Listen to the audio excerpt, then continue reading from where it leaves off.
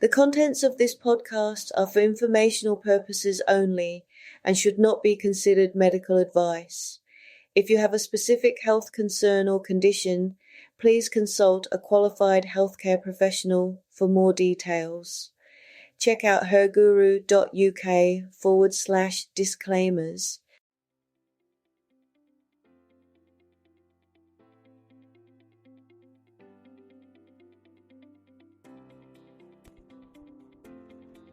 Hi, and welcome to Amazing, Brilliant, Gorgeous, Wonderful. It's Cheryl here, and today we're talking about labels. Not the useful ones like milk, cereal, bread. I'm talking about the lazy ones. If you've ever been described as difficult, too much, intimidating, not approachable, this episode is for you.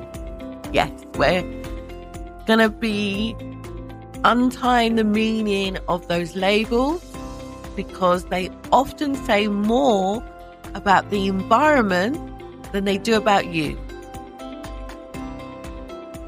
Now, isn't it amazing? We have this thing called words. And with words, we love to label things. And labels are fantastic, aren't they? Put a label on a woman and suddenly everyone stops asking questions. Difficult, cold, emotional, overconfident, too direct. It's so efficient, it's incredibly lazy, and it's often nonsense. Let me ask you this. What does this situation mean about you? And who taught you that? Because meaning is where women get trapped. Not in facts, in the interpretation. A woman sets a boundary and that means she's selfish. A woman speaks clearly and the meaning becomes she's aggressive.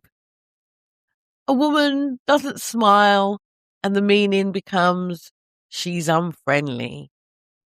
I mean, I have to admit, I've fallen for this rubbish myself. And once meaning hardens, you start defending yourself against the story instead of dealing with reality. You know, what else could be true here? Maybe difficult means she's asked for clarity. Maybe cold means she didn't perform friendliness for free. Maybe emotional means she reacted like a human to pressure and disrespect. Is difficult just coded for non-compliant? Sometimes a workplace is fine with confident women and men, as long as their confidence is decorative. Confidence that looks good in the brochure, good on the ad campaigns, confidence that doesn't challenge anyone, confidence that basically stays in its lane. But the thing is, moxie doesn't exist to make other people comfortable. Moxie exists to help you stay true to who you are, for you to stay whole. Here's a reframe that caused mild outrage in certain rooms. Clarity can be kindness. Because ambiguity, I think, is one of the reasons stress lives. Ambiguity is where people spin stories. Ambiguity is where women overthink themselves into exhaustion. So when you're clear, you're not being harsh. I think you're actually being merciful to yourself and actually to everyone else. Okay, you might be thinking, if I stop trying to be liked, people will hate me. And the thing is, some will, but some already do. And you've been bending yourself into a paperclip for their approval anyway. And if I'm myself, I'll be judged. That's what you're thinking. Yes, possibly. But here's the question I'd like you to think about.